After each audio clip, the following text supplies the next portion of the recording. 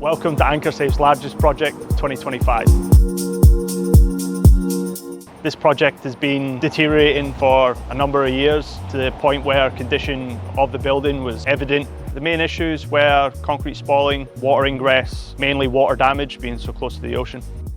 We've done a number of items through a scope. We have re-rendered the whole project top to bottom. Inside the block walls, causing water damage to the soffits.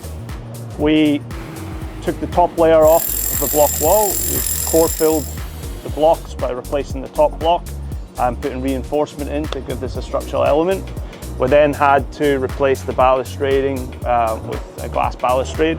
They're face mounted, meaning that you can't get a toe hold onto the glass finish of the balustrade, which allowed us to bring the handrail down lower. Because of the existing, if we top mounted any of these systems here, especially with the height of the block wall on the front, it would have been deemed a toe hole, meaning that the glass balustrade would have been brought up almost to eye level. So this allowed us to have compliant balustrade, as a minimal impact to the height and visual to using the balcony.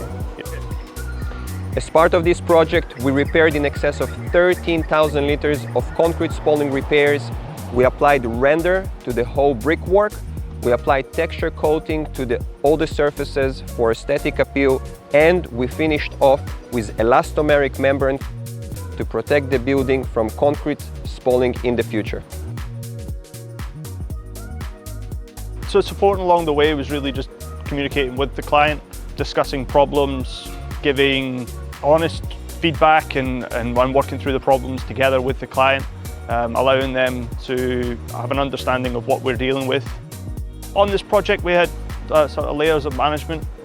We had teams that were set up to deal with their task. We also had managers of looking after each team. We also had a full-time site manager on site, as well as project managers.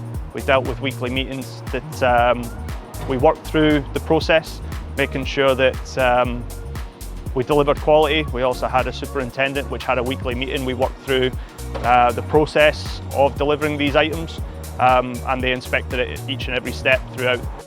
As a business development manager, my role was to understand what is needed and wanted and work with all the parties, including the owners, the strata committee members, the consulting engineers, to come up with the best solution to resolve the issues we had with the facade here. This project was a major facade restoration with 3 objectives: structural integrity, weatherproofing, and aesthetic appeal. And the result is here behind me.